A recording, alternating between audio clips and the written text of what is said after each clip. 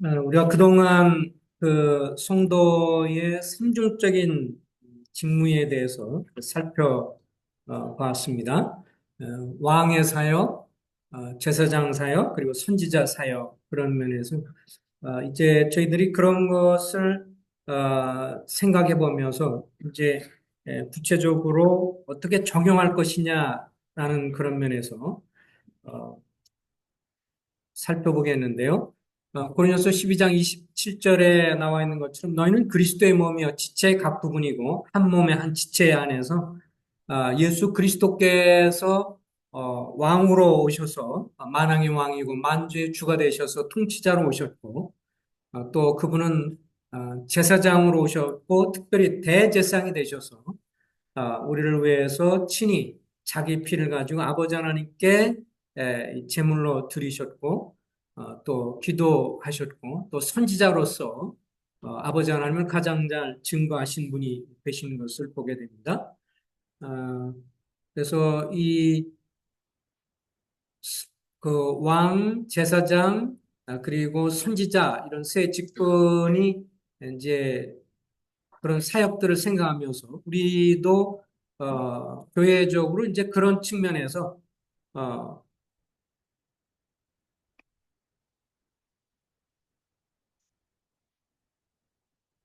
왕의 사역을 뭐 이렇게 여기 지금 나온 건 그냥 초안이에요. 그동안 우리가 해왔던 그리고 또 하고 있는 분들을 생각하면서 일단 초안 잡은 겁니다. 여기 이제 추가를 해야 되는데 일단 초안이라는 걸 좀 생각을 해 주시길 바라고 나중에 이런 거를 뒤에 이렇게 비치해서 자원해서 이름을 쓰실 분들은 쓰도록 일단 제가 그냥 알고 있는 바 그런 건 좀 썼습니다. 그래서 왕의 사역의 종으로서 종의 마음으로서 행정이나 관리나 봉사하는 열왕기하 같은 데 보면 이 솔로몬 왕 당시에 여러 그 행정적인 면들을 얘기하는 것을 보게 되어지죠. 나라를 관리하는 데 있어서.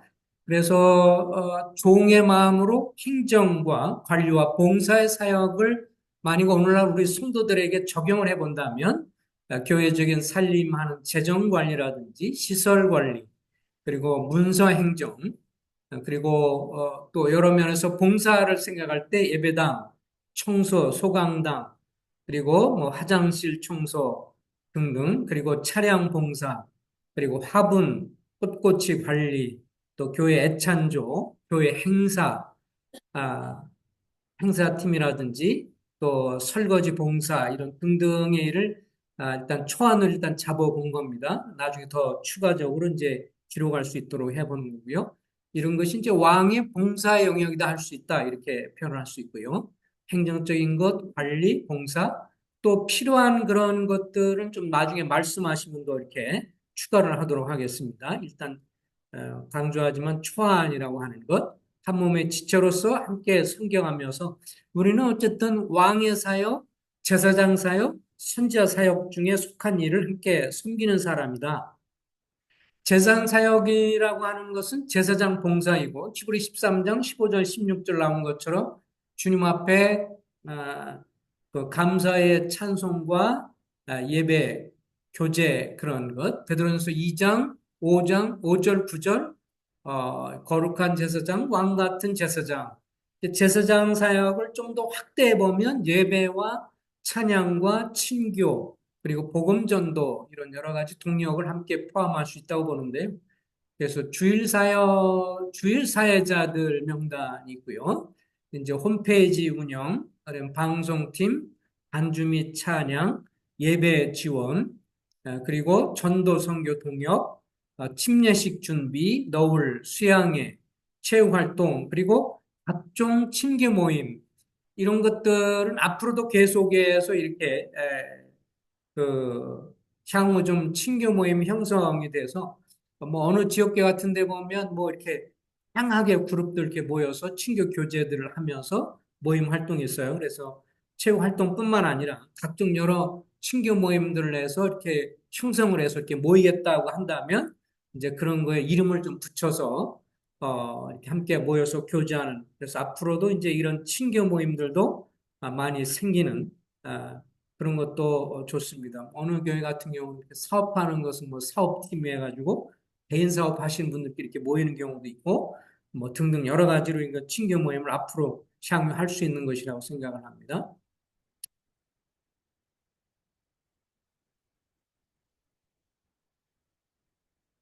제사장과 왕과 선지자 사역을 함께 함으로 인해서 공동체가 성장한다는 것이죠.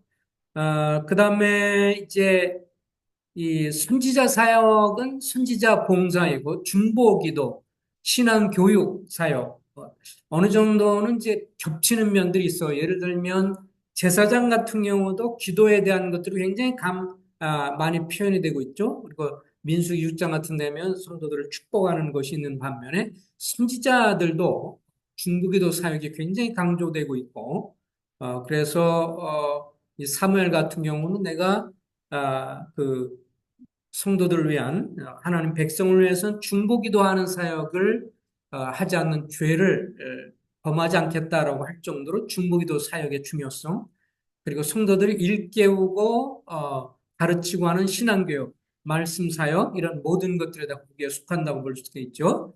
주일 설교, 그리고 교육기관 및 소그룹 교제권, 그러면 주일학교 교사, 학생부, 청년부, 또 제자훈련반, 복음반. 앞으로 이 복음반을 이제 계속 기도하면서 나중에 계속 구도자가 올 경우에 이제 이거를 지금 저만 이렇게 하고 있는데 팀이 좀 구성이 돼서 이 예배 시간에 이렇게 함께 예배 시간 함께 이렇게 참여하지만 말씀 시간에 구도자가 성도들 교제하는 것에 또 한 시간 동안 앉아 있을 때 그렇게 별 도움이 안 되기 때문에 향후 이제 팀을 좀 조정해서 그 시간에 말씀 시간에 저쪽 구도자를 만나서 하는데 이게 한 사람만 하면 계속해서 말씀을 참여할 수 없기 때문에 그런 것을 가지고 이제 감당하는 복음을 전할 분들이 이렇게 좀 돌아가면서 주마다 돌아가면서 한 구도자를 놓고 한두 명 구도자가 있을 때 계속해서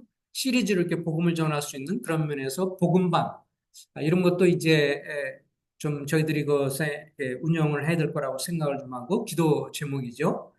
그러면서 이제 지난번도 얘기했지만 가정 모임 소그룹도 향후 기도하면서 우리가 예정을 하고 있습니다. 그래서 나중에 수요일 날 같은 경우도 좀 더 유연하게 예배당에서 모일 때가 있고 또 나중에 가정별로 모일 때가 있고 이렇게 좀 병행을 해볼 생각입니다. 장단점이 어떤 것이냐면 계속 예배당에서만 모이면 성도들 가정과 방문해서 교제하고 이런 소그룹의 이런 것들이 약화되는 현상이 있었어요. 그래서 이제 예배당에서도 모이다가 그래서 아예 더운 여름 같은 경우는 또 가정별로 모이는 게 좀 힘들어요.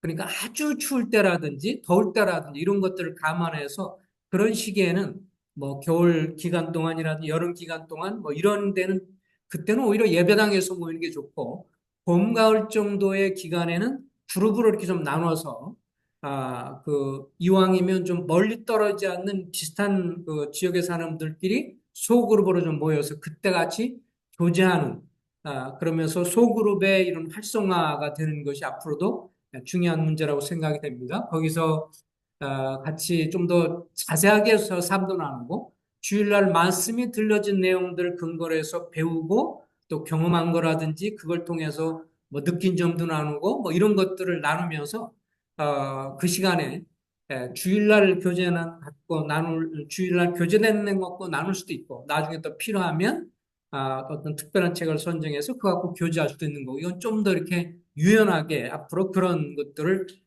계획을 하고 또 그렇게 마음에 기도하면서 가정 속으로 모임이 향유 이렇게 되면 좋겠다 생각을 합니다. 그래서 이 가정 소 그룹이 잘 활성화되면 훨씬 더 좋고요. 그 다음에 구도자들을 교회로 초청하는 것보다요. 몇몇 모일 때 그 가정에 와서 뭐 이렇게 초청도 하고 식사도 하고 좀 부담스럽지 않게 같이 이렇게 나누는 시간이 되기 때문에 이런 걸 하다가 나중에 이제 좀 더 적용이 돼서 교회에 온다면 좀 더 좋을 수 있고. 그리고 근데 구도자들을 향한 초청에 이 시간에 잠깐 좀 말씀드린다면 이왕이면 부도자 초청을 할 경우에 이왕이면 예배 시간 지나고 나서 하시면 좋겠다는 생각을 좀 해봐요. 왜냐하면 부도자 입장에서는 예배 시간에 잘 이해도 안 되는 사람이 이제 예배 시간 1시간 참여하고 끝나고 설교까지 듣고 그 다음에 점심 먹고 뭔가 교제하려고 그러면 지쳐가지고 도망가고 싶은 거죠. 점심 먹자마자 도망가려고 하죠.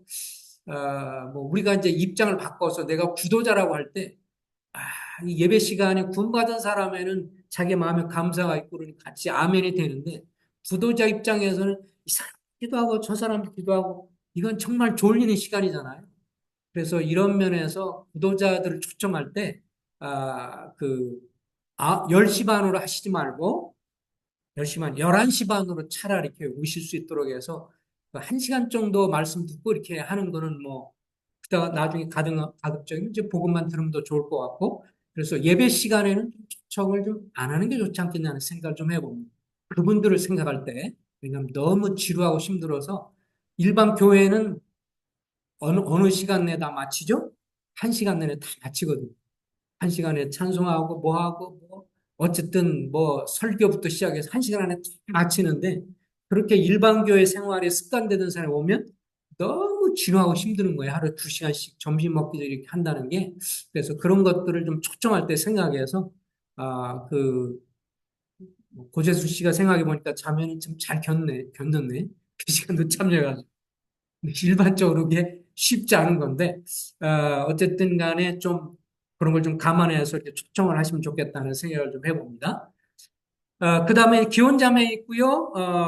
기혼 형제 모임 있고 소그룹 같은 경우 있으면서 뭐 여긴 좀 적지 않았는데 소그룹 같은 데서 말씀 교제하고 막 이러면서 지금 자녀 양육 같은 데에서 제 아내와 운명 자매님하고 또 성인형 자매가 지금 격주를 해서 금요일마다 온라인을 통해서 이렇게 교제하고 그런 시간을 갖고 있습니다. 어쨌든 그런 것들이 계속 또 많이 활성화되고 이런 것들이 됐으면 좋겠습니다. 어쨌든 이것은 다 뭐라고요? 초안이다. 이건 확정된 게 아니에요. 그냥 제가 아는 대로 이렇게 정리해 본 거니까 뒤에 나중에 붙여서 공간에다 플러스 뭐 이름을 넣거나 뭐 이런 건 이제 시간을 충분히 들 테니까 앞으로 이렇게 하게 된다는 거예요. 중요한 거는 뭐예요? 내가 왕의 사역, 그 다음에 제사장 사역, 그 다음에 선지사역. 이 중에 내가 어느 한 부서든지 간에 참여해서 함께 기름 부음 받은 사람, 성령으로 기름 부음 받은 사람으로서 함께 참여해서 어느 부분이든 간에 내가 봉사하고 섬기는 것이 돼야 한다라고 하는 것이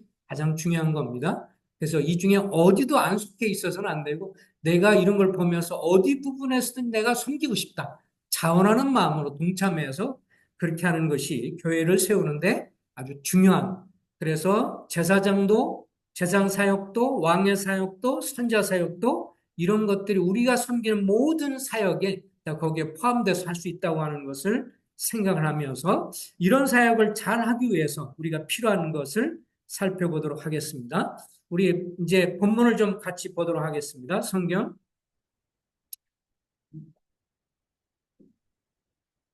마태복음 18장을 열어주시기 바랍니다. 왕, 제사장, 그리고 선지자 이런 사역들에 우리가 직장에서 섬겨가면서 우리가 어떤 자세로 교회 안에서 섬기할 것이냐. 한 번 들었다고 해서 이건 뭐 해결되는 건 아니니까 계속해서 우리를 살펴보는 그런 하나님 나라에서 존귀한 자에 관해 살펴보겠습니다. 우리 마태복음 18장입니다. 자, 18장 1절부터 10절까지 우리 서로 교독을 하겠습니다. 제가 한 절 읽고 성도님들 한 절 읽습니다. 제가 읽습니다. 그때 제자들이 예수께 나와 이르되 천국에서 누가 크니까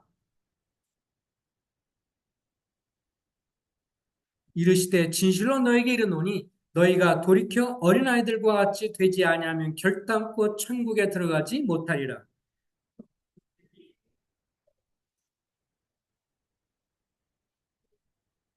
또 누구든지 내 이름으로 이런 어린아이 하나를 영접하면 곧 나를 영접함이니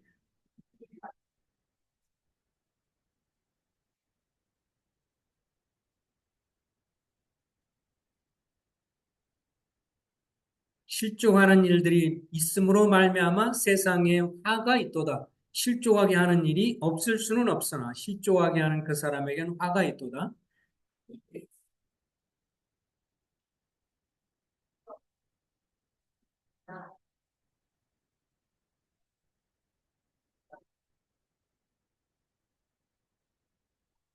만일 내 눈이 너를 범죄하게 하거든 빼어내버리라. 한 눈으로 영생에 들어가는 것이 두 눈을 가지고 지옥불에 던지는 것보다 나으니라.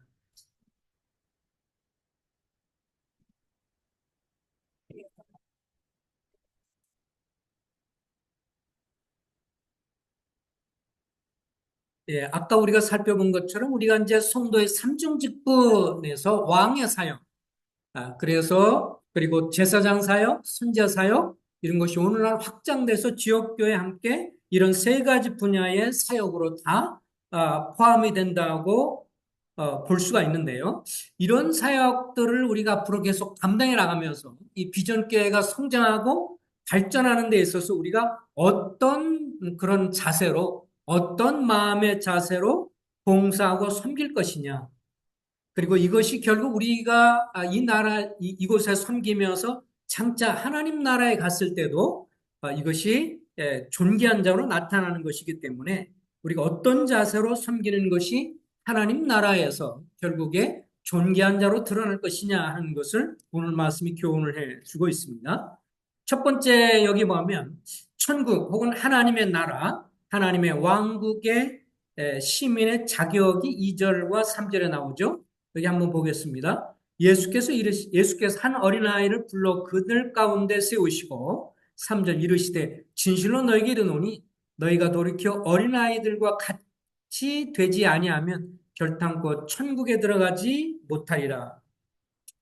어, 여기서 이제 강조하는 것은 이 어린아이를 얘기할 때 여기서 어린아이는 아, 되바라지고 아주 이기적이고 그리고 이 정말 이 버릇없는 그런 아이를 얘기하는 게 아니고 지금부터 2000년 전에 좀 순수하고 부모에 대해서 순전한 마음을 갖고 부모를 의존하고 순전한 마음으로 경청하고 따르는 그런 착한 어린아이를 염두에 두고 주님이 당시에 하신 말씀이죠.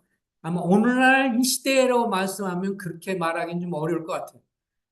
왜냐하면 지금 세대 어린아이는 참 감당하기 어려울 정도로 애들이 이게 쉽지 않은 그런 여러 뭐 TV부터 스마트폰부터 해서 애들이 그렇게 순전하지 않는 것들이 너무 많기 때문에 그러나 지금부터 2000년으로 돌아가면 정말 그때 당시에는 이 어린아이들이 순전하고 이 부모를 의존하고 그러면서 순전하고 겸손한 그런 시대였다는 것을 염두에 두어야 합니다.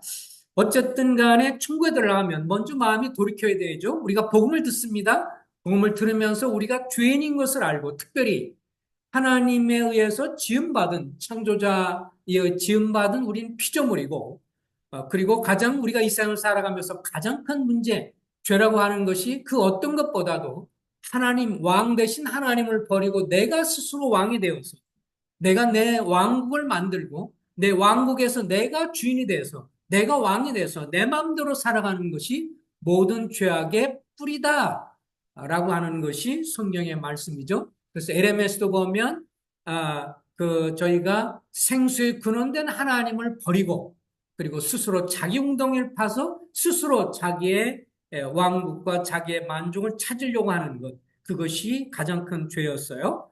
그거로 인해서 그것이 안 채워지니까 시기, 질투, 그리고 거기에 미움, 분노, 나중에 증오, 살인, 뭐 이런 모든 것들이 확장이 되는 것이었는데, 우리가 복음을 들으면서, 이 예수 그리스도의, 우리가 하나님을 떠나서 내가 왕이 되고, 그게 사는 삶의 결과가 죄의 삭은 사망이고, 그래서 영원한 형벌을 받게 되는데, 하나님께서 그의 사랑하는 아들을 보내셔서 우리를 대신해서 죽고 내 형벌을 대신에 받으시고 저주받으시고 죽고 3일 만에 부활하셔서 그 그리스도를 내 삶의 이제 왕으로 내가 전에 내가 왕이었다가 이제 왕의 자리에 내가 내려오고 주님을 내 삶의 주인이요 왕으로 받아들이는 사람이 구원받아서 하나님의 자녀가 되는 것입니다. 근데 주님이 이것을 얘기하면서 좀 더 하나 이제 더 그래야 천국에 들어갈 수 있다. 겸손하게 어린아이처럼 순전한 마음으로 받아들이고 그런 것뿐만 아니라 한 가지 중요한 것을 우리에게 얘기해 주죠. 4절입니다. 4절. 다 같이 한번 읽어볼까요? 시작. 그러므로 누구든지 이 어린아이와 같이 자기를 낮춘 사람이 천국에서 혼자니라. 이제 여기에 주님이 이렇게 말씀하신 배경이 있어요. 이 어린아이를 불러서 그렇게 이야기도 하시고, 어린아이처럼 이렇게 순전하고 겸손하고, 그 순전한 마음으로 말씀을 받고 순종할 것이 결국 복음을 받아들이는 것이 구원의 천국에 들어가는, 하나님 나라에 들어가는 길이라는 것도 얘기하면서 아울러서 여기에 주님이 이제 제자들을 가르치기 위해서 이렇게 말합니다. 누구든지 이 어린아이와 같이 자기를 낮추는 사람이 천국에서 큰 자다. 이렇게 말을 했습니다. 자, 이것은 앞장을 좀 보시면, 우리 마태복음 17장을 좀 보세요. 자, 앞에 보면, 주님이 16장 28절에서 이렇게 말했죠. 진실로 너에게 이르노니, 여기 서 있는 사람 중에 죽기 전에 인자가 그 왕권을 가지고 오는 것을 볼 자도 있느니라. 그렇게 말씀하면서 자연스럽게 17장에 엿새 후에 예수께서 베드로, 야고보, 요한, 형제 요한을 데리고 따로 높은 산에 올라가셔서 2절 그들 앞에 변형되사 그 얼굴이 해같이 빛나며 옷이 빛과 같이 휘어졌더라. 그래서 여기에 모세와 엘리야가 예수님과 더불어 말하는 것을 저들이 보게 되죠. 모세는 뭐의 상징이에요? 구약 율법의 상징이고, 그 다음에 엘리야는 뭐예요? 선지자의 상징이에요. 그래서 구약을 통틀어서 그냥 율법과 모세와 엘리야 이렇게 하고 율법과 선지자 이러면 구약 성경을 통칭하는 말이 되는 것이죠. 거기에 대표적인 사람이 모세와 엘리야였습니다. 베드로가 너무 감동받아서 말을 하죠. 우리가 여기 주님 주여 우리가 여기 있는 게 좋습니다. 초막을 지어서 주님을 위해서 모세를 위해서 엘리야를 위해서 지으면 좋겠습니다라고 할 때 주님 뭐라고 말해요? 구약에서 모든 증거를 받은 것에 대한 핵심은 누구예요? 예수 그리스도이죠. 그래서 모세 그리고 엘리야 이렇게 모두가 다 함께 있어야 되는 게 아니고 모세와 엘리야가 증거한 메시아로 오실 분이 누구예요? 예수 그리스도이니까 아버지 하나님 이렇게 말씀하십니다. 5절에 말할 때 호련의 빛난 구름이 그들을 덮고 덮으며 구름 속에 소리가 나서 이르시되 이는 내 사랑하는 아들이요 내 기뻐하는 자네 너희는 누구 말을 들으라고요? 그의 말을 들으라 하시는지라. 그래서 모세의 말, 엘리야의 말 이거는 사실은 누구를 말씀한 거예요? 앞으로 오실 메시아에 대해서 예언한 사람이고 이제 예언받은 메시아신 그리스도께서 이 땅에 오셨으므로 아버지 하나님 뭐라고 말해요? 이제는 누구 말을 들어라? 그리스도의 말을 들어라. 이렇게 이제 말씀을 하시게 됩니다. 어찌됐든 이런 경험이 에, 베드로 그리고 요한, 야고보 얘기는 어떻게 했어요? 누구 중에서 12명 중에서 그죠? 12명 중에서 누구만 부르셨어요, 주님이? 특별히 세 명만 불러가지고 그들한테 이것을 얘기한 거예요. 그러니까 어찌 보면, 베드로 마음속에, 그리고 누구예요? 요한, 야고보 마음속에 어떤 마음이 있어요? 특권 의식이 아마 자리를 분명히 잡았을 겁니다. 와, 하나님이 12명 중에서 나를 특별히 우리를 불렀어. 그래서 우리한테 이런 특별한 이 놀라운 걸 경험했어. 그리고 이걸 경험하게 하셨잖아? 이걸 다른 제자들한테도 나중에 내려와서 얘기했을 거고. 그럼 이제 이것이 이제 결국에 갈등을 여기에 이야기하고 있다는 것을 이제 보게 되어집니다. 그래서 우쭐한 마음이 들고 나중에 이런 것들로 인해 상대적으로 9명의 다른 제자들이 특별 대우를 받는다고 생각해서 마음이 언짢아지고 또 마음에 부하가 좀 올라왔던 것 같습니다. 그러다가 이제 주님이 이어서 이제 뭐라고 말씀하시냐면 사람들이 죽임을 당하고 제 3일에 내가 부활할 것이다 라고 말을 하니까 주님이 이제 죽고 나서 부활할 것이다 라고 말하니까 이제 주님이 안 계시는구나 그러면 그 중에서 누가 그러면 지도자지? 누가 특별한 위치에 차지하는 것이지? 이런 생각들로 저들의 마음이 이제 서서히 경쟁과 질투의 마음이 생기기 시작을 했습니다. 근데 사실 생각해 보면 처음에 주님을 따를 때, 근데 이때는 이제 사실은 주님을 따라다닌 지 한 어느 정도 됐어요? 뭐 학자들마다 다릅니다. 정확하게 예수님의 공생애를 얼마 동안으로 정리할 것이냐, 이게 의견들이 다 달라요. 그런데 이제 그래도 뭐 우리가 좀 더 신뢰하고 신약의 문헌에 있어서 가장 해박한 우리 모임의 형제님이면서 영국 모임의 장로고 형제이면서 또 맨체스터 대학교에서 성경 문헌을 가르쳤던 이 FF 브루스 형제님이 이렇게 말을 했어요. 예수님의 생애를 성경적으로 볼 때 정확하게 공생애가 얼마인가가 참 딱 달라 말하기 좀 쉽지 않다. 그래서 작게는 한 2년 반에서 길게는 3년 반의 시간이 아닐까 이렇게 이제 그분도 추측을 해요. 이제 그래서 어떤 분은 3년이다, 어떤 분은 3년 반이다 그러는데 보통 3년에서 3년 반 사이 이렇게 봅니다.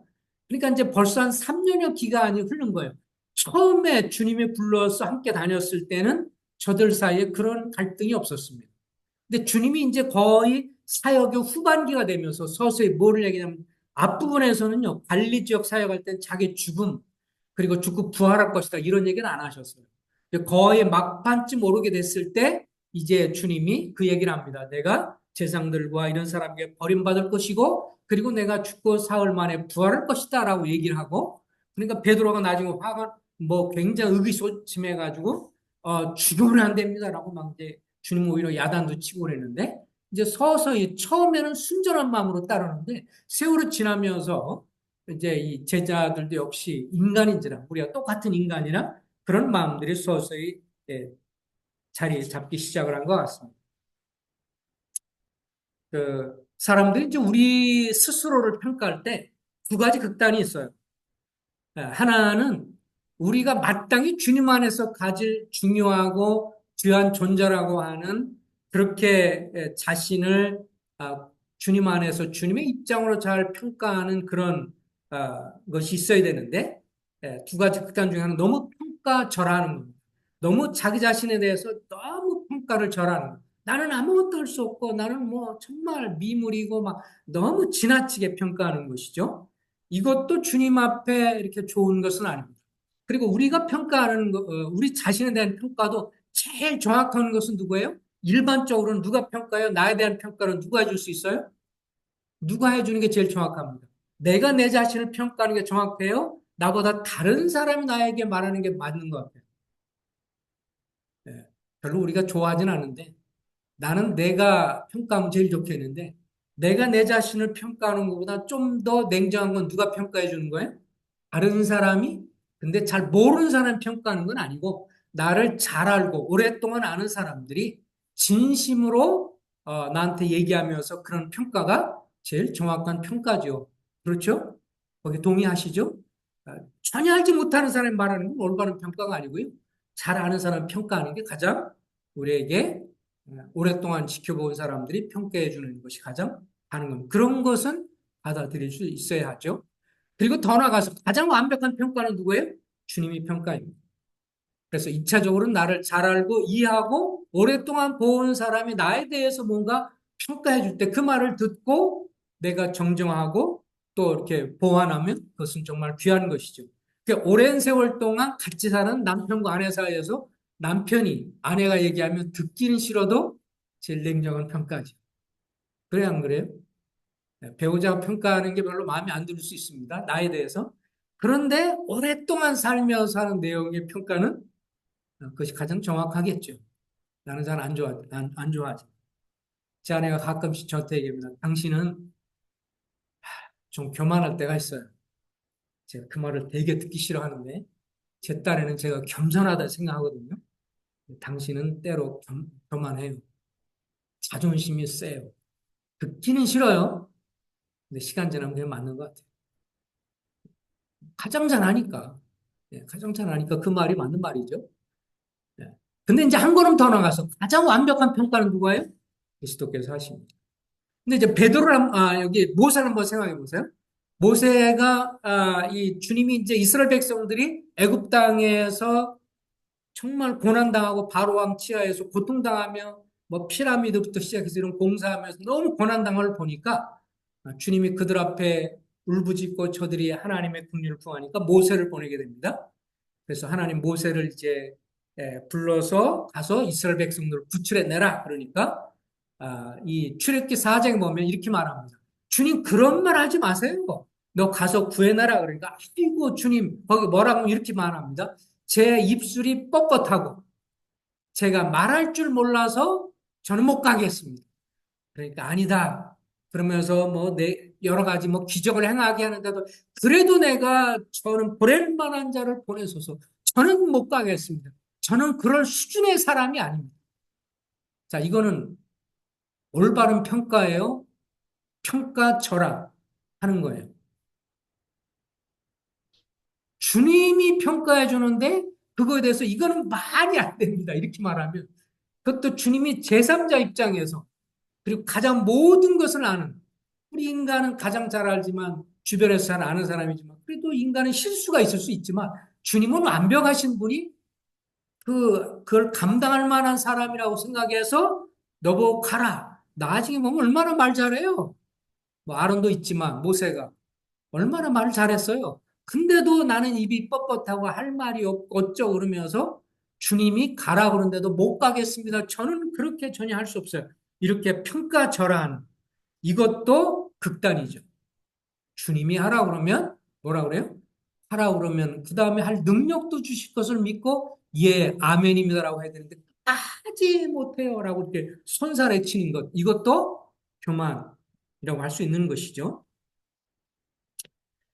근데 이제 또 한 가지 그 극단은 뭐냐면 내가 마땅히 생각할 수준 이상으로 자기를 과대평가하는. 그러니까 보세요. 너무 과소평가하는 것도 자기 자신에 대해서 너무 과소평가해서 저는 할 수 없어요. 아무것도 할 수 없어요. 주님 그렇게 정말 전 못합니다. 이런 것만 하면 주님 좋아하지 않으세요. 뭐라고 그래야 돼요? 주님 나는 할 수 없습니다. 정말 저는 형편없습니다. 그러나 주님이 함께 하시면 감당할 줄로 믿습니다. 이렇게 하는 게 주님 기뻐하는 자세요. 그렇죠? 그래서 뭔가 봉사를 하거나 우리가 교회에 섬길 때 주변에서 이렇게 하면 좋겠다라고 하면 제가 잘 못하지만 주님이 주신 능력을 의지해서 그럼 한번 해보겠습니다. 이게 좋은 거지. 저는 못해요. 이렇게 끝까지 주장하는 건 썩 좋은 건 아니죠. 예, 과소평가해서는 안 돼요. 주님이 나를 평가하시는 다른 사람이 나를 평가하는 것을 존중하는 것이 좋은 자세입니다. 근데 이제 역으로 자기가 생각할 이상으로 품는 것도 과대평가예요. 로마서 12장 3절에 보면 사도 바울이 이렇게 말했습니다. 내게 주신 은혜로 말미암아 너희 각 사람에게 말하니 마땅히 생각할 것 이상의 생각을 품지 말고 오직 하나님께서 각 사람에게 나눠주신 믿음의 분량대로 지혜롭게 생각하라. 그래서 여기에 마땅히 생각할 그 이상의 생각을 품지 말아라. 우리가 주님 앞에 주님을 섬겨하면서 왕으로 제사장으로 선지자 사역과 연관돼서 우리가 지역교회에서 함께 섬겨가면서 우리가 또 한 가지 조심할 것은 스스로 자기 자신을 높이는 것도 위험할 수 있습니다. 너무 지나치게 이 모세가 그랬듯이 자기를 평가절하는 것도 문제지만 과대 평가하는 것도 문제이죠. 왜냐하면 교만이라고 하는 것은 그만큼 무섭기 때문에 그렇죠. 성경에도 보면 잠언의 말씀에도 자기 마음을 다스리는 것이 성을 빼앗는 것보다 낫다 이렇게 말을 했어요. 우리 속에 일어나는 이 어떤 분노, 우리 속에 일어나는 어떤 우리는 육신을 가지고 있기 때문에 예수를 통해서 구원받아서 우리 모든 사람에게는 그런 잠재적으로 죄를 지을 것을 다 가지고 있죠. 똑같이 시기 질투, 똑같이 우리는 모든 사람 마음에 미움과 시기와 질투와 여기 제자들이 베드로, 야고보, 요한에 대해서 가졌던 그 마음. 나중에 보면 그렇잖아요. 성경에 누가복음 9장 48절에 보면 제자들이 이제 이렇게 막 가면서 누가 큰 자요? 주님이 이제 죽을 때가 됐다고 얘기하니까 누가 크냐라고 막 말하니까 주님이 이제 그것을 들으시고 그리고 나서 하시는 말씀이 아까 이런 말씀입니다. 너희 중에 누가 크냐라고 싸움하는 것을 주님 봤기 때문에 그래서 마태복음 18장을 말씀하시면서 천국에서 진짜 큰 자가 누군 줄 아느냐? 그들 생각에는 어떤 생각이었어요? 주님이 돌아가시고 나면, 베드로, 그 다음에 뭐, 요한, 뭐, 그렇게 되는 거야? 그들이 뭐, 그러니까 나중에 이걸 하면서도 성경에 보면, 마태복음 20장에 보면요. 야고보와 요한은 조금 약간 치사한 방법을 썼어요. 어떻게 한 줄 아세요? 엄마까지 대동해서요. 어머니를 탁 대동해서 본인이 말하기는 좀 뭐하니까 엄마를 대동해가지고 그렇게 얘기를 했어요. 주님 주의 나라에 가시거든 주의 나라에 임하시거든 주의 나라 하나님의 나라 하나님의 왕국 다 같은 말이죠. 그러니까 주님의 나라에 이르시거든 주의 왕국에 이르시거든 내 아들을 한편에 좌편에 좌승지 우승지가 되게 해주시옵소서. 이렇게 어머니를 어떻게 보면 좀 이용해서 어머니를 이렇게 부추겨가지고 주님 앞에 요구하는 이게 분명히 누구에게 나왔어요? 야고보 요한에게서 나온 것이죠. 그럴 때 이런 것들도 보시면서 주님이 하시는 말씀이 이런 내용들인 것을 보게 되어집니다.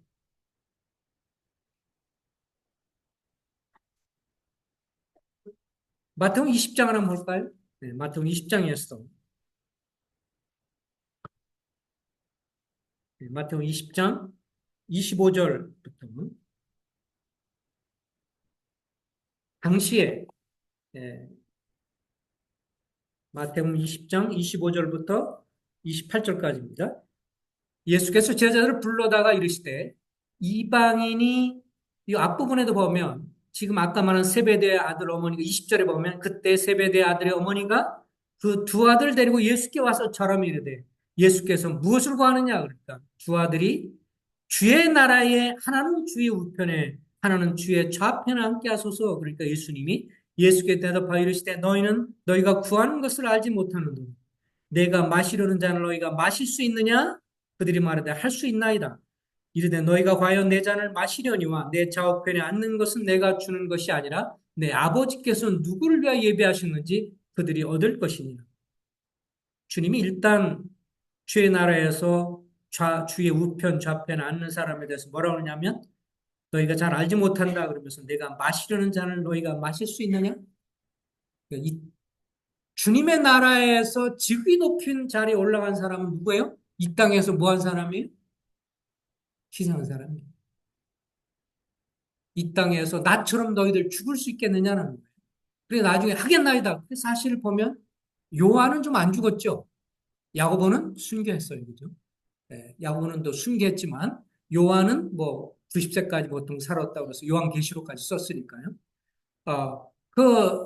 이 잔을 마신다라고 할 때 여기서는 뭐예요? 주님이 십자가의 죽으심을 생각한 거고, 이거는 어떻게 보면 순교이고, 이 땅에서 희생하는 것이잖아요.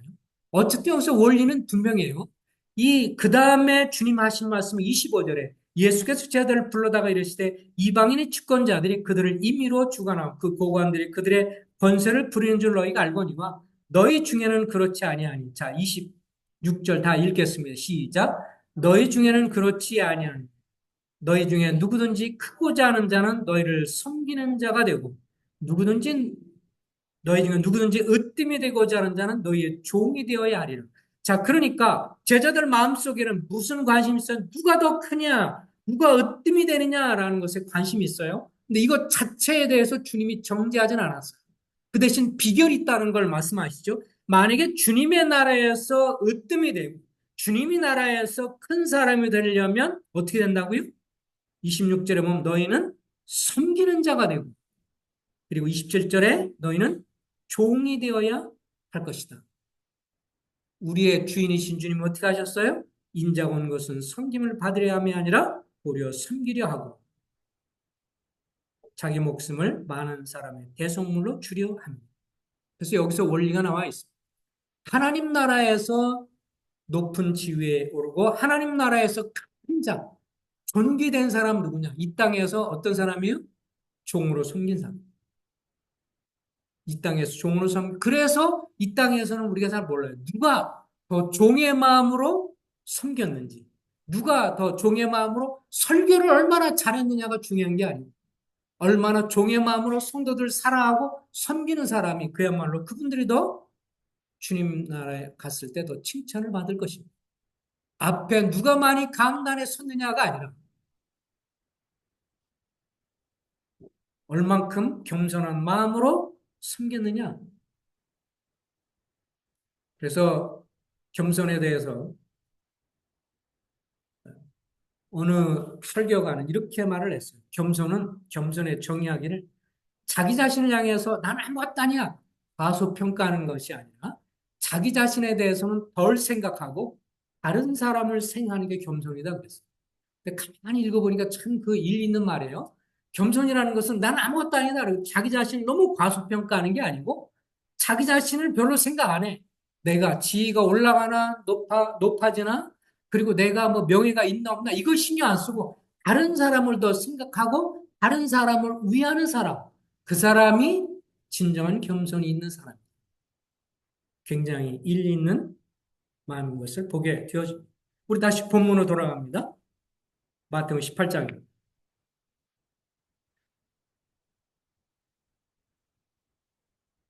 그래서 우리가 분명한 것은 하나님 나라에서 존귀되는 사람은 종의 마음으로 겸손하게 사람을 섬긴 사람이다라고 하는 것을 우리가 분명하게 이런 말씀을 통해서 볼 수 있습니다.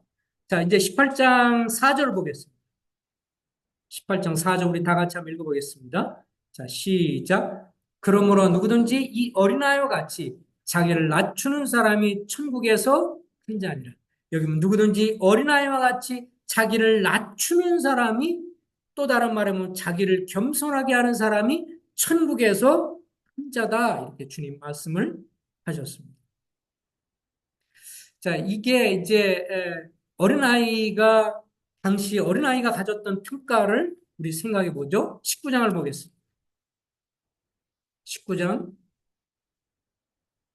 13절부터 15절입니다. 19장 13절, 15절 다 같이 읽겠습니다. 시작. 그때 사람들이 예수께서 안수하려고 기도해 주시기를 바라고 어린아이들을 데리고 오매 제자들이 꾸짖거늘 예수께서 이르시되 어린아이들을 용납하고 내게 오는 것을 금하지 말라. 천국이 이런 사람의 것이니라 하시고 그들에게 안수하시고 거기를 떠나시다.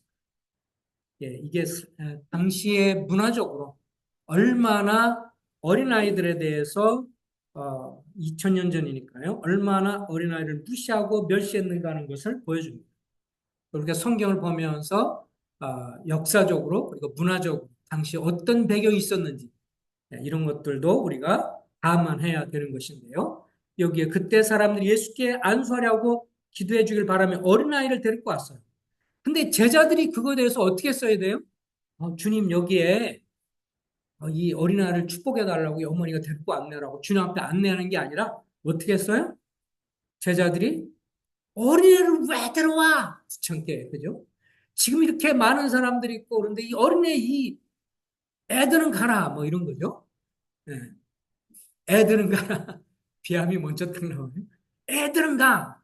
그러니까 이건 뭐예요? 막 책망했고 꾸짖었다는 거예요. 아니 지금 정신이 있어요 없어요? 이 어린애를 모텔에 데려와. 저리 치워. 이런 거거든요. 당시에 얼만큼 어린아이를 무시하고 멸시하고 이 업신여겼는가 하는 걸 아주 기본적으로 잘 보여주는 겁니다.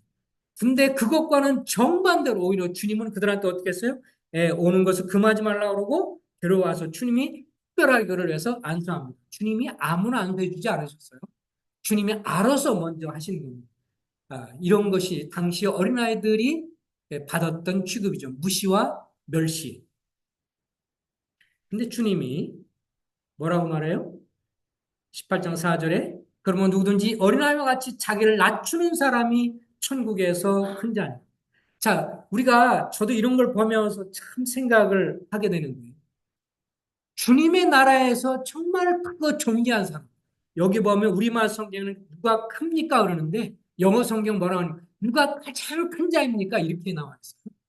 그러니까 그냥 누가 큰 자입니까가 아니야. 누가 가장 클까라고 했을 때 주님 뭐라고 하냐면 너희가 어린아이처럼 무시와 멸시와 그런 걸 당함에도 불구하고 충성스럽게 나를 섬긴 사람이 주님 나라에서 뭐요? 가장 큰 자로 드러난다. 이렇게 주님 말씀하신 거예요. 주변에서 우리를 향해서 주님 성경에서 아우 형제님 잘하세요. 어우 자매님 잘 이렇게 칭찬받으며 섬기는 거는 누구든지 할 수 있는데 나는 열심히 섬기는데 좀 그거에 대해서 마음도 못 알아주고, 오해도 하고, 지 잘나서 저렇게 하나 보지, 뭐 이렇게 하고, 뭐 이러면서 열심히 봉사하니까 돈이 많아서 그런가 보다, 뭐 등등 여러 가지로 무시와 멸시를 당하는데, 그러함에도 불구하고 어떻게 해요? 끝까지 충성스럽게 주님을 무시와 멸시를 당해도 끝까지 주님을 충성스럽게 예배하고 섬기는 사람이 주님 나라에 갈 때 어떤 사람으로 드러난다고요? 큰 자요, 존귀한 자로 하나님 나라에서 드러나. 여러분, 이 땅에서 잠깐 7, 80평생 동안 살아가면서 정말 대접받고 귀한 분이다라는 말로 칭찬받고 싶으세요? 아니면 하나님 나라에서 존귀한 자로 인정받고 싶으십니까? 저는 둘 중에 다 아니에요. 뭐 이렇게. 네, 이 땅에서도 뭐 좀 알아주고 존중해주면 좋잖아요. 그죠? 네, 잊혀지는, 사람은 가장 무서운 게 잊혀지는 거라고 그래요. 그죠? 나이가 들수록 사람들이 뭐 이렇게 이 땅에서 막 유명한 연예인들이 그래서 연예인들이 제일 좋아하는 게 어때요? 뭐 때문에 사랑한다고요? 자기가 노래를 부르고 연기를 할 때 사람들을 좀 알아보는데 나중에 나이 들고 뭐 은퇴하고 그래서 잊혀져. 지나가는데도 못 알아봐. 아무도 안 알아봐. 어디 가면 식당에 갔더니 와, 어우, 연예인 오셨네. 누구세요? 그러면서 막 사인 좀 해주세요. 막 이러면 막 좋은데 이제 시간이 지나는데 잊혀져 가지고 어디 가도 전혀 알아보는 사람이 없고 막 이러면 연예인들이 그게 괴롭고 힘들답니다. 왜냐하면 많이 알아주다가 안 알아주니까 자기가 잊혀진 존재라는 것 때문에 힘들어하는 거예요.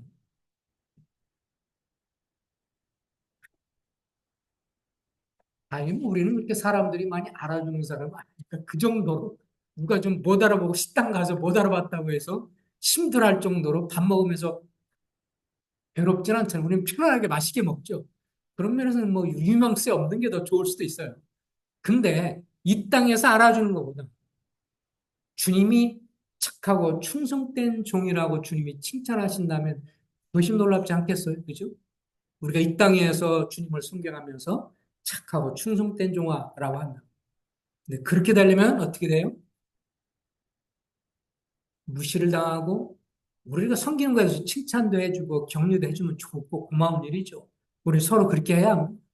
근데 그렇게 안 할지라도 그렇게 대우를 못 받을지라도 칭찬도 받고 격려도 받고 막 잘한다고 말하고 그렇게 해서만 섬기는 것도 귀한 일이지만 그렇게 안 받을지라도 충성스럽게 누가 보든 안 보든 충성스럽게 또 나에 대해서 때로는 오해도 하고 이게 어린아이처럼 저리 치워 저리 가 너 쓸모없잖아 저리 가 저리고 왜 데리고 왔어라고 제자들이 어린아이를 막 무시하고 멸시하는데 그 어린아이를 놓고 너희가 이 아이들처럼 무시와 멸시를 당해도 그렇게 나를 충성스레 섬기면 하나님 나라 가면 너희가 존귀한 자가 될 것이다.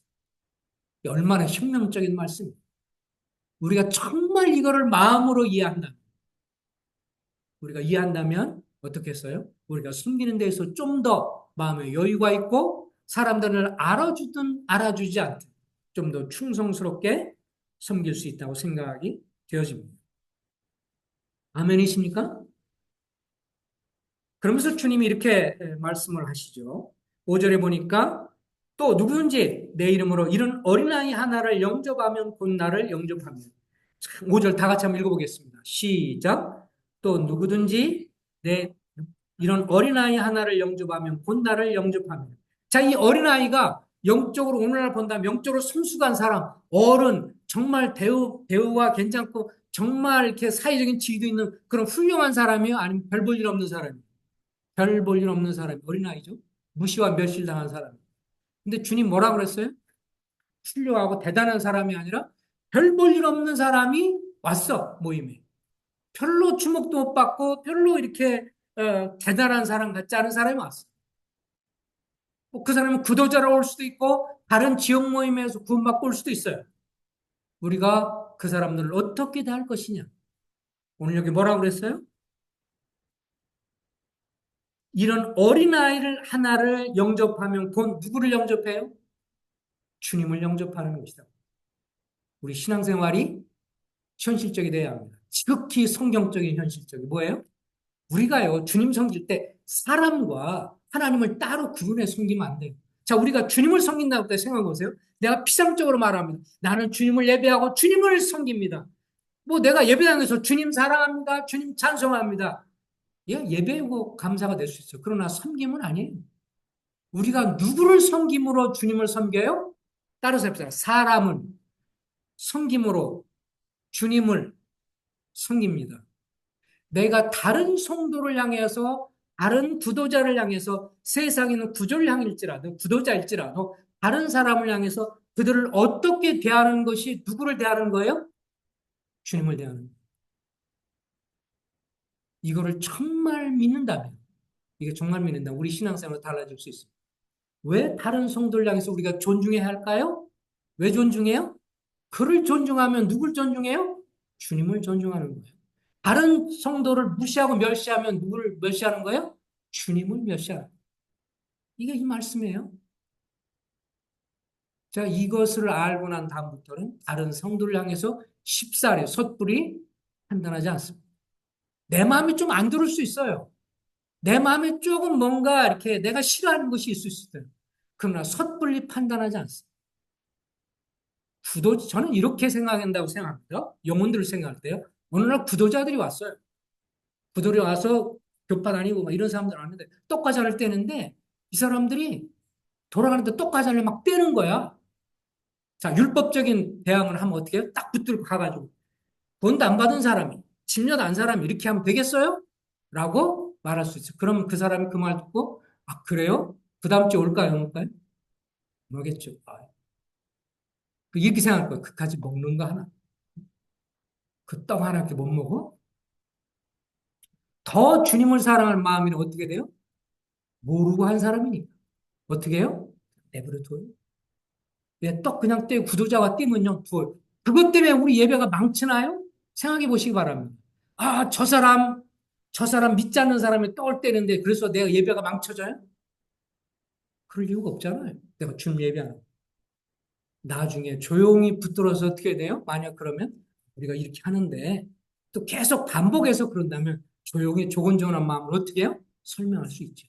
이건 우리가 주님이 죽으신 걸 부활 결혼한 것을 우리 교회에서는 침례 그걸 믿고 침례 받은 분의 떡과잔을 참여합니다. 그러니까 그거에 대해서 이렇게 좀 삼가해 주시면 좋겠습니다. 모르셔서 그랬지요. 그러면서 앞으로 이렇게 해주시면 어떨까요? 라고 조용히 얘기한다면 그 사람이 그러고도 문제가 있다. 그럼 나중에 좀 약간 더 따끔하게 얘기는 해야 되겠지만 그렇게 설명했는데 못 알아들 사람은 없을 수 있어요. 과거에 어떤 형제님이 그랬다고 그러더라고요. 모임을 찾아갔어. 내가 잘하는 형제님인데. 자기 구원받고 확신이 있어. 너무 놀라서 딱 갔어. 그래가지고 그래도 브레드리라는 교회라는 생각, 노량진교에서 그랬대요. 브레드리 교회라는 걸 참석하면서 예배 드린다니 너무 나도 하고 싶은데 못하는데 여기는 하는구나 그래가지고 그냥 갑자기 예배 시간에 찾아와가지고 거기 참석 떡과정에서 너무 감동해서 딱 자기 떡을 떼려고 그랬더니 어떻게 했을까요? 딱 그때 당시에 지금 있는 분은 모르겠지만 노량진교 형제님들 딱 저거 이방인의 교주도 안 해봤는데 예배 시간에 왔습니다. 그 앞에 있는 사람은 다 마셔버리고 이만큼 있었는데 꿀떡 마시고 아무것도 없는 거야. 주님이 보실 때 이게 거룩을 지키는 것일까요? 그래 그 양반이 어떻게 했어요? 절대 여기 안 가. 그래서 모임과 교제를 더 빨리 할 뻔했었는데 왜안 나왔어요? 한동안 일반 교회 다니다 나중에 그랬어요. 우리가 성경에 주님도 그랬죠. 안식일 지키는 날, 안식일 날 주님이 안식일 날을 되었는데 제자들 가다가 보리쌀을 계속 막 먹으니까 율법주의적인 판단하면 뭐예요? 와, 저거 쌀먹어서 이렇게 해가지고 먹으면 그거 일한 거네? 저 안식일 범한 거네? 측명할 때 주님께서 너희가 어찌하여 형식만 취하고 인자는 버리고 인자함은 버리고 형식만 취하느냐고 주님이 책망하시면서 예외를 들어서 얘기합니다. 하나님은 생명을 귀여기는 것이다. 다윗이 도망가다가 성전에 가가지고 제사장만 먹는 떡을 먹었고요. 그래도 안 죽었어요. 그리고 성전에서 계속해서 성막에서 일하는 제사장들은 안식을 범하고도 일을 한단 말이죠. 더 중요한 것은 어떤 형식과 이걸 지키는 것이 아니라 다른 사람을 사랑하는 그 자세. 우리는 사람을 사랑하고 섬김으로 누굴 섬겨요? 하나님을 섬기는 거예요. 사람들을 해치고 사람들 여기 그래서 주님 뭐라고 그랬어요? 자, 이 말씀을 딱 하면서 곧바로 하는 말이 이런 어린아이 하나를 영접하면 곧 나를 영접함이라. 6절 누구든지 나를 믿는 이 작은 자 중 하나를 실족하게 하면 차라리 연자맷돌을 그 목에 메고 달려서 깊은 바다에 빠뜨리는 것이다. 이거 얼마나 무서운 말이에요. 실족하게 하는 일이 있음으로 말미암아 세상에 화가 있도다. 실족하게 하는 일이 없을 수는 없으나 실족하게 하는 그 사람에게는 화가 있도다. 실족하게 하는 것이 어려운. 자, 실족하게 한다는 거예요? 넘어지게 하는 거예요.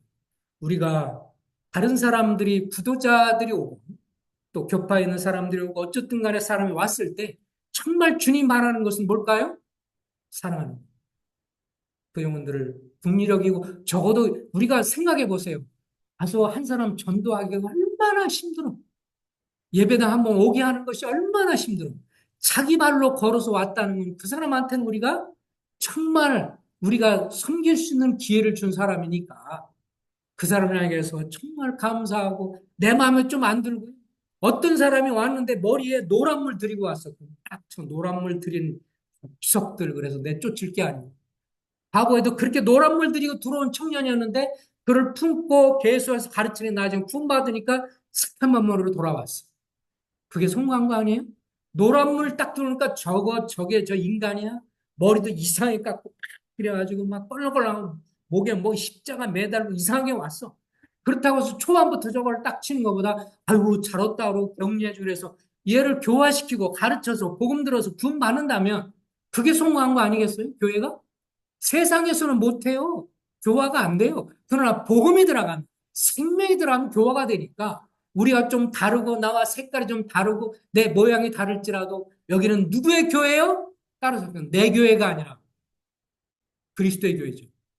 믿으십니까? 내 교회가 아니에요. 예, 오래 계셔 섬기신 분 정말 귀합니다.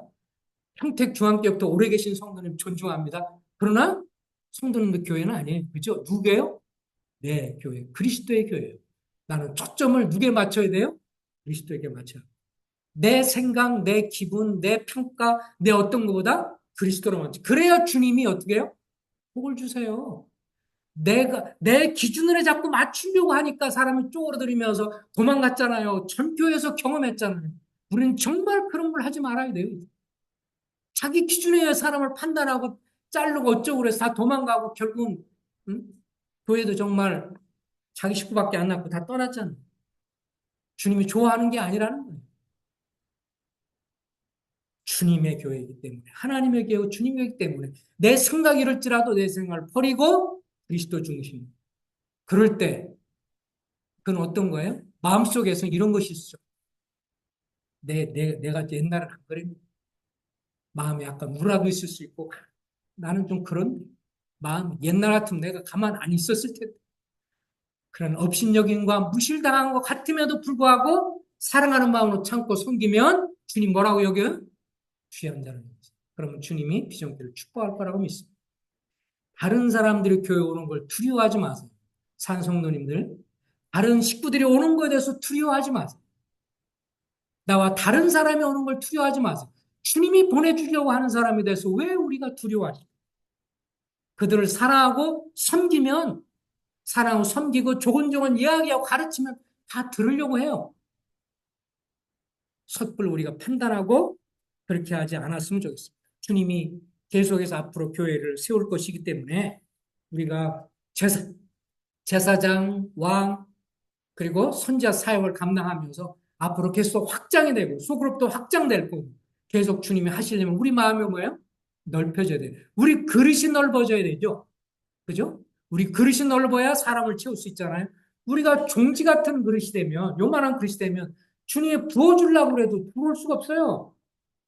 좀 우리 그릇이 넓히고 마음의 그릇이 넓어져야 다른 사람을 품을 수 있고 그들이 주님 앞에서 변화될 수 있는 것입니다. 우리가 이 땅에서 귀한 사람도 귀하지만 주님 나라에서 존귀한 자가 되기 위해서 우리가 때로 주님 성경하면서 무시, 멸시, 약간 다른 것 때문에 괄시받아도 우리가 그런 것 때문에 우리 스스로도 너무 무시하지 말아야 할 것이고 또 한편으로 내가 아무것도 아니고 별것도 아닌 일 갖고 다른 사람을 상처 주고 실족하게 하되면 연자맷돌을 메고 물속에 들어가야 된다. 이건 뭐예요? 가정법 쓰신 거예요, 주님이. 진짜 이 말 듣고 연자맷돌을 메고 성경에 보면 죽었던 사람이 있다고 그래요? 아무도 없어요. 다 들으면서 아, 주님 저렇게 말씀하신 거는 비유구나 하는 걸 알았죠. 내가 문이니 내게로 들어오는 사람은 그러면 주님이 문을 잘라가지고 이렇게 해요. 주님이 여기 뱃속을 잘라서 들어갈 수 있나? 이렇게 제자 생각하지 않고 그게 비유적인 표현이구나 알았고 내 살을 먹고 마시는 자마다 그럴 때 앞에서 나를 믿는 자는 영생을 얻고 그러니까 아 예수님 믿으라는 것이다라고 알았지. 딱 말씀 들으면서 오른발을 잘라 먹을까 예수님 왼발을 잘라 먹을까 이런 사람 없는 것처럼 여기 말씀도 가장에서 하신 가장법을 사용하신 이것도 문자적인 해석이에요. 문자적인 해석 속에는 이렇게 문법이 들어가요. 그죠? 문법이 들어가는 겁니다. 과장법도 문법에 들어가는 것이고, 직유법, 그 다음에 은유법, 아까 말한 것처럼 나는 문이다. 내가 생명의 문이다. 양의 문이다. 이것은 은유법이에요. 비유적으로 말씀하신 거니까. 그래서 우리가 여기에 실족해 하는 건 뭐예요? 걸림돌이에요. 그죠? 걸림돌이죠. 그래서 자, 10절 한번 읽어보겠습니다. 시작. 삼가 이 작은 자 중 하나도 업신여기지 말라. 너에게 말하노니 그들의 천사들이 하늘에 계신 내 아버지의 얼굴을 항상 배우리. 우리가 생각할 때 아주 별 볼 일 없는 형제 구원받았다고 하면요. 구원받았다고 하면 하나님의 생명 있는 삶을 향해서 아주 작은 형제라도 무시할 수 없어요. 왜요? 그 천사가 그를 지키는 여러분과 나를 지키는 천사가 주님 앞에 와서 다 얘기할 수 있으니까. 그래서 존중하시기 바랍니다. 따라서 합시다. 다시 한번 따라. 내가 다른 성도를 향해 대접하는 것이 곧 주님을 대접하는 것이다. 예. 내가 다른 성도를 어렵게 하면 주님을 어렵게 하는 것이다. 예, 신앙생활이 어려운 게 아니잖아. 사람 따로 주님 따로가 아니에요. 내가 사람 사랑하면 주님 사랑하는 거고요. 내가 사람 섬기면 주님 섬기는 거고요. 내가 사람을 미워하고 싫어하면 주님 싫어하고 미워하는 거예요. 주님은 그렇게 보세요. 내 말이 아니에요. 내 말이에요. 주님 말이에요. 송영제가 그렇게 말했다고 말하지 마세요. 오늘 다시 한번 읽고 말씀 마치겠습니다.